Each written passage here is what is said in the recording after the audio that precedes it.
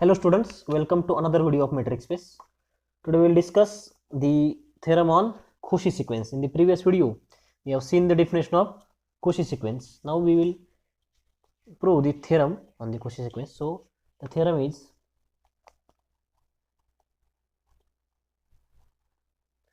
statement of the theorem is every convergent sequence of a metric space,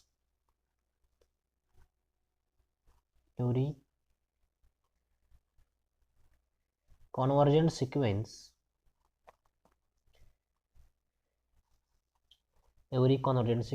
in a metric space is Cauchy sequence.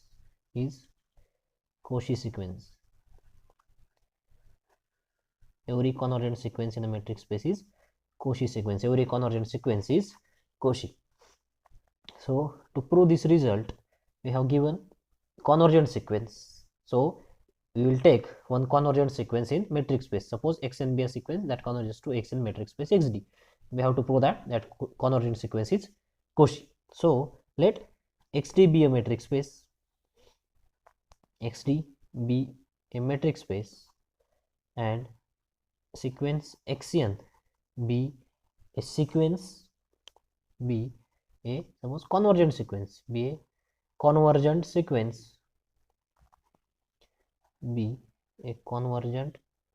sequence in x. That is, sequence convergent means the sequence converges to some limit. Suppose that sequence xn converges to x in metric space x for some x belongs to x. So as the sequence xn converges to x, we can use the definition of convergence. Therefore, for epsilon positive, there exists some n belongs to set of natural numbers such that distance between xn and this x, distance between xn and x is less than epsilon for all n greater equal capital. This is the definition of, this is by using the definition of limit. Now we have taken this xn as a convergent sequence in x. So using the definition of limit, that is the sequence converges to x, means using the definition of convergence, we can write distance between xn and x is less than epsilon for all n greater equal n. We have to prove that this sequence xn is arbitrary convergent sequence, and if this convergent sequence is Cauchy, then we can say that every sequence in metric space xd, every convergent sequence in metric space xd is Cauchy. Now to prove this sequence xn is Cauchy, to prove sequence xn is Cauchy sequence means distance between xm and xn is less than epsilon for all m n greater equal n. Now as this sequence xn converges to x, therefore we can write for all epsilon positive there exists some natural number such that distance of xm and x, distance of xn and x is less than epsilon for all n greater equal n. Now if we take some, suppose m greater equal n, then this condition is satisfied. This condition is satisfied for all n greater than or equals to this n. If we take any other number, suppose n plus 1, n plus 2 or some suppose m greater than this n, then this condition is satisfied for that m also. So we will take, suppose let m strictly greater than this n, m greater than this n. Therefore, suppose this inequality, this is equation number 1. Therefore, equation 1 can be written as equation 1. So this equation, that is this inequality satisfied for m also. This equation 1 can be written as, or by equation 1 we can write distance between xm and ex is less than epsilon. Distance between xm and x is less than epsilon for all m greater equal n. Using this equation we can write this. Now we can apply, we have to prove distance between xm and xn, distance between xm and xn is less than epsilon for all mn greater equal n. So for that we will take here, for all epsilon positive means if you take this notation as epsilon by 2 and this epsilon by 2, and by using triangle inequality we can write this epsilon by 2 because we have to prove distance between axiom less than epsilon. So addition of these two is epsilon. Epsilon by 2 plus epsilon by 2 is epsilon. So we will taking here epsilon by 2. Now we can use the triangle inequality. We have to prove distance between axiom and axion less than epsilon. So now by triangle inequality,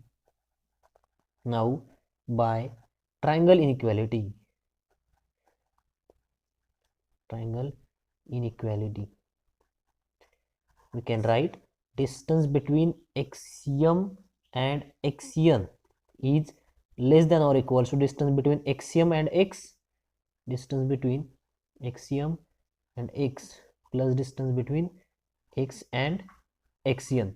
Now distance between axiom and x is less than epsilon by 2, distance between x and axion is less than epsilon by 2. So we can write this is strictly less than epsilon by 2 plus epsilon by 2, which is equals to epsilon. So distance between axiom less than, strictly less than epsilon for all n greater equal n. This is for all m comma n greater than or equals to n.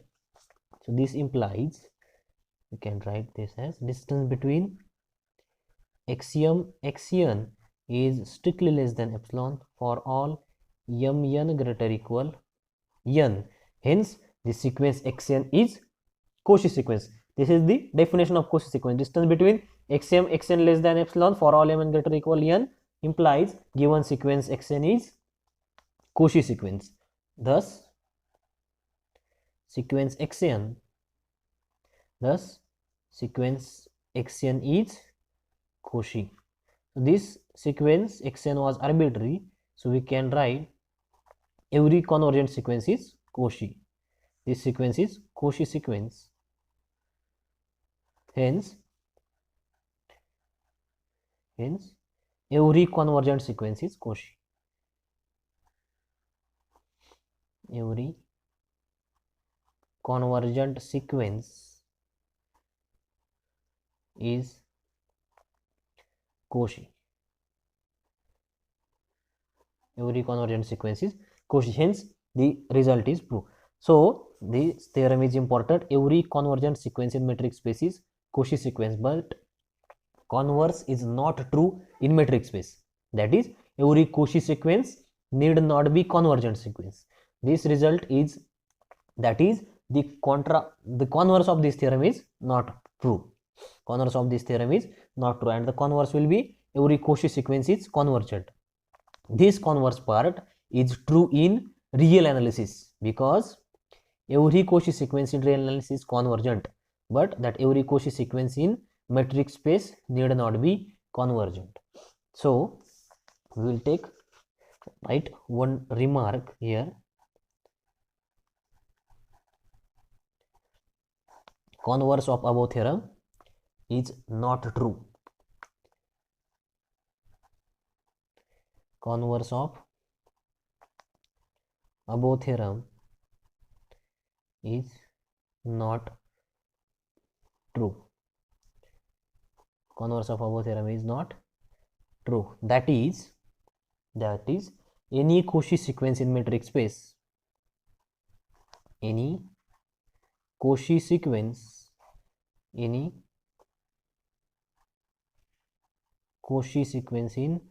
metric space need not be convergent.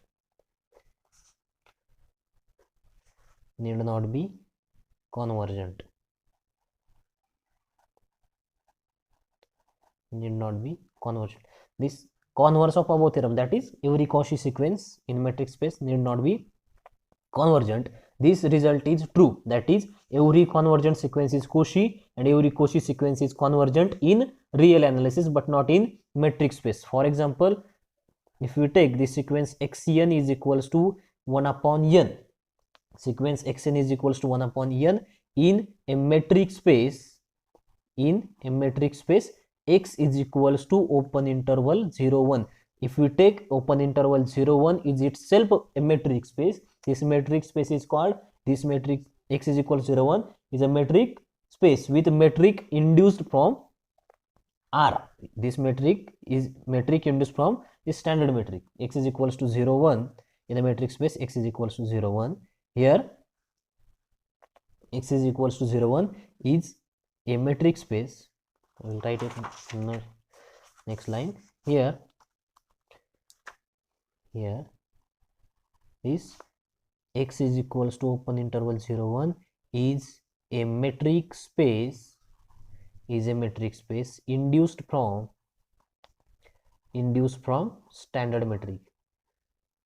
Standard metric means whenever distance between x and y is equals to mod x minus 1, standard metric. So if the same function is here, distance between x y is equals to mod x minus y, but the elements of this the elements of the metric space x are from open interval 0 1. So 0 does not belongs to our metric space. Again 1 is does not belongs to metric space, but the real numbers in between 0 and 1 is the metric space. If we here we have taken the sequence 1 upon n, this 1 upon n is Cauchy sequence in metric space. This open interval, this 1 upon n is Cauchy in open interval 0 1, but this sequence 1 upon n does not converges in this metric space, because 1 upon n, the limit of this sequence is limit n tends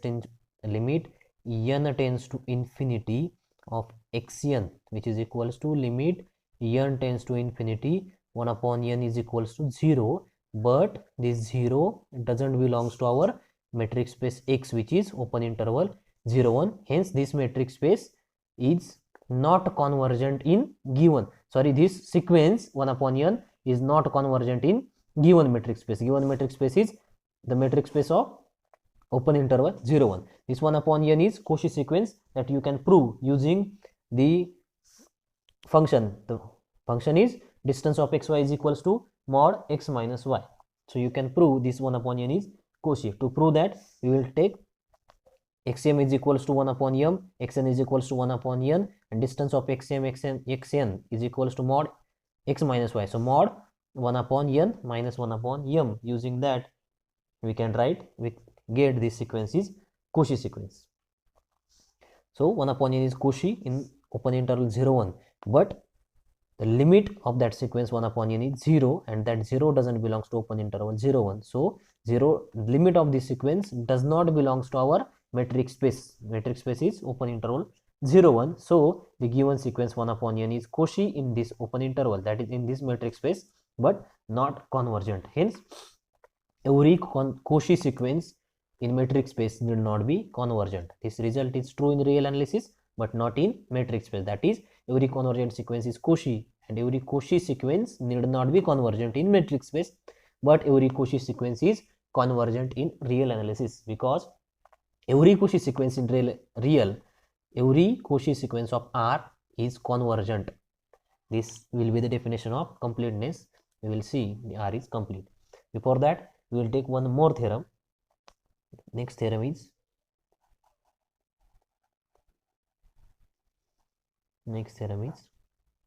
any Cauchy sequence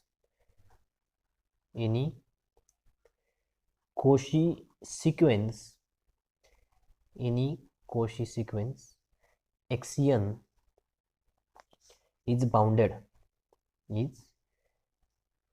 that is, every Cauchy sequence in metric space is bounded.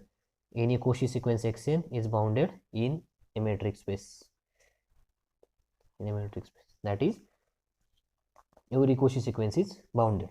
Bounded means there exists some r greater than 0, such that every element of that sequence belongs to that open sphere. Now we will prove this theorem. The proof here, if any Cauchy sequence, that is every Cauchy sequence is bounded, means we will take one Cauchy sequence and we will show that Cauchy sequence is bounded. So let xn be a Cauchy sequence, xn be a Cauchy sequence in metric space xd. Xn be a Cauchy sequence in metric space xd. Therefore, we can use the definition of Cauchy sequence, that is, for all epsilon positive, there exists some n belongs to set of natural numbers such that distance of xn is less than epsilon for all mn greater equal n. This is the definition of Cauchy sequence. For given all epsilon positive, for every epsilon positive, there exists some natural number such that distance between xm xn less than epsilon. Now we will choose epsilon is equals to 1. So for epsilon is equals to 1, this condition is satisfied. That is, distance of xm xn is less than 1 for all mn greater equal n. Now this distance of xm xn less than 1 means all the xn belongs to the open sphere centered at xm with radius 1. xn, distance of xm xn less than epsilon means this distance between these two points is less than 1, means this xn belongs to open sphere centered at this xm and radius epsilon is equals to 1. So this implies for all mn greater equal n as it is, this implies x1 belongs to this s1 of xm, x2 belongs to s1 of xm, and for all xn again belongs to s1 of xm. This xn belongs to s1, that is this open sphere for all mn greater equal n, means x1 x2 up to xn doesn't belongs to this open sphere, but xn belongs to this open sphere for all n greater equal n, means for all the values of m and n which are greater than or equals to n, all the elements are belongs to this open sphere. So yes, n, xn, xn plus 1, xn plus 2 and so on, this all the elements belongs to that open sphere s1 of xm. Now as this xn belongs to s1 of xm, that is the open sphere centered at xm with radius r, xn plus 1, xn plus 2, xn plus 3 and all the remaining elements belongs to this open sphere centered at xm and with radius 1. Now we have to prove that this sequence is bounded. Sequence is bounded means there exists some open sphere which contains all the elements which are all the elements for which mn greater equal n. Now here xn belongs to s1 of xm, xn plus 1 belongs to s1 of xm, and we have to prove that the sequence xn is bounded. To prove that sequence xn is bounded, that is we have to prove that there exists some r greater than 0 such that all the elements of the sequence xn, such that for all n belongs to set of natural numbers, xn belongs to the open sphere centered at some element. So here we have taken xm is center, xn, xn plus 1, xn plus 2 and all the elements which are greater than or equals to n are belongs to this open sphere. Now we will choose the radius r. For example, if you take, suppose this is the metric space xd, this is x1, x2, x3, x4, x5, x7 and all the elements which are, suppose this is xm and this open sphere centered at xm, this is xm, xn plus 1, xn plus 1, 2, xn plus 3, n plus 4, xn plus 5, all the elements are very close to this with radius 1, s1 of this xm. Now we will choose the maximum distance between this xm and 1, xm and 2, xm and 3, xm and 4 and all these elements. If you take the maximum distance and draw the open sphere, then all the elements of the sequence must lie inside that open sphere.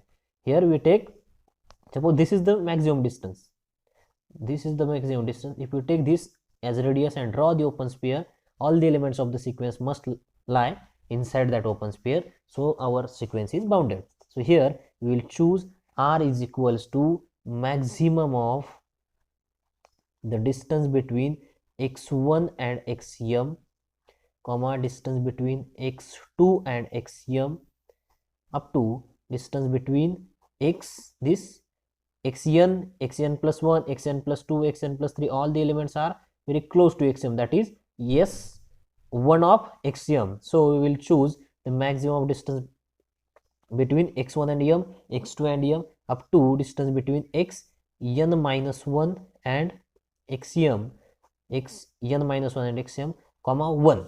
If 1 is the maximum distance, that is all the elements of the sequence are lies inside this open sphere, then we get the proof, that is our sequence is bounded and bounded by this open sphere. If there are some elements which are lies outside this open sphere, then we will choose the maximum distance and draw the open sphere, so that all the elements of the sequence are inside that open sphere. So this is, one may be a maximum distance whenever all the elements of sequence lies inside this open sphere, then one will be the maximum radius. And if any element lies outside this open sphere, then we take that as maximum distance, that is distance between x1 and m, and draw the open sphere. That open sphere must contains all the elements of the sequence, so that the sequence become bounded. So if we choose the r is equals to maximum among these, we will and draw the open sphere, then we can say that the distance between the distance between xn and xm is strictly less than r for all n belongs to